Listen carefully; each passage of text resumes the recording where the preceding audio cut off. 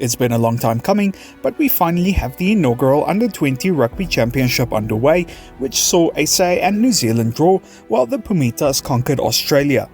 Today, we'll be analysing what happened in the Springboks vs All Blacks game and the future talent that both has coming through. This game was extremely close throughout, and both teams had different strengths that they focused on.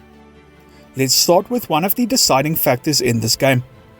No, these are not glitches in the match feed, but rather rain puddles. The weather conditions for this game was absolutely horrendous, and it made for a truly difficult and error-ridden performance from both sides. South Africa started the game by playing into the wind, which gave New Zealand a great advantage in the first half.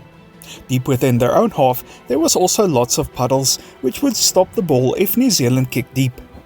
What this means is that New Zealand found it very easy to push South Africa back through kicking.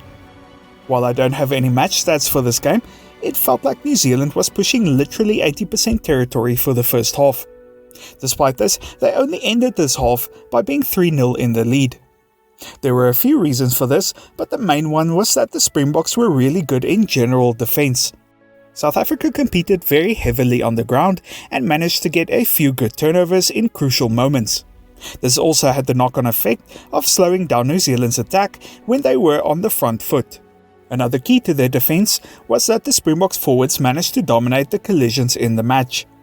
They made a lot of dominant tackles, and as a result New Zealand struggled to gain momentum on attack.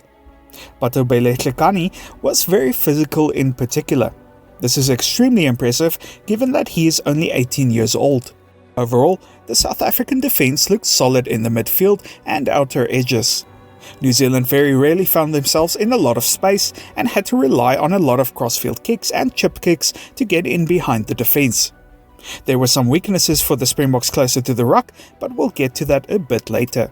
Another aspect to the Springboks' strategy was that they looked to play more expansively when they were given the chances to attack.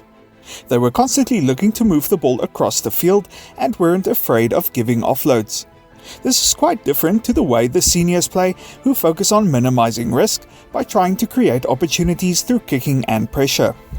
I wonder if this is an indication of what Rassie has planned for the Springboks going forward. The junior box did have some problems as well though. I thought the biggest challenge for them was that their kicking game was pretty subpar. The conditions were atrocious no doubt, but in the second half when they were playing with the wind, they still really struggled to get out of their own half. Contrast this with their opponents who had an excellent kicking game. They made some really smart decisions with their kicks and managed to find space in South Africa's backfield on multiple occasions. Furthermore, their back three was also really impressive. The Boks didn't manage to find space through their kicks for most of the game. I thought that New Zealand's fullback in particular had an excellent game and was very threatening, not just in attacking play, but in the kicking game as well.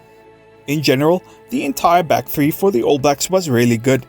Like I mentioned, the Springbok defence managed to keep good connections while drifting, so they didn't have a ton of space to work with throughout the game. Nonetheless, they still managed to look threatening with their kicks and offloads. Just like the junior box, they also made many mistakes throughout the match. One thing in particular that stood out to me was their missed opportunities on attack. The Springboks defended their midfield and edges very well, but they failed to protect the guard fully, which is this first player next to the ruck. During the match, I saw multiple gaps form in this area while the scrum half had his hands on the ball. This will definitely be something that the Springbok coaches will need to look at for their next game. Another big drawback for New Zealand is that they had lots of handling errors. Even though the conditions were torrid, I feel like the amount of knock-ons and turnovers was way too high. It will be really interesting to see how their attack stacks up in more dry conditions going forward. Finally, the All Blacks seriously struggled in the set pieces. While South Africa struggled here as well, I found that the All Blacks gave away turnovers in really crucial scrums and lineouts. For example, when they were on the Springboks' try line in the first half.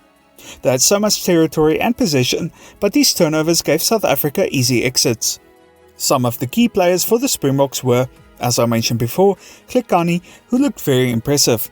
19-year-old JF van Heerden also made a big difference from the bench, although this is expected given that he's already had decent minutes with the Bulls in the URC. Finally, I think Joshua Bull also had a good impact from the bench. For the All Blacks, I was most impressed by Isaac Hutchinson, who controlled things nicely from the back, as well as Stanley Solomon. While Solomon didn't get many try-scoring opportunities, I did think he looked quite threatening with the small amount of space that was given to him.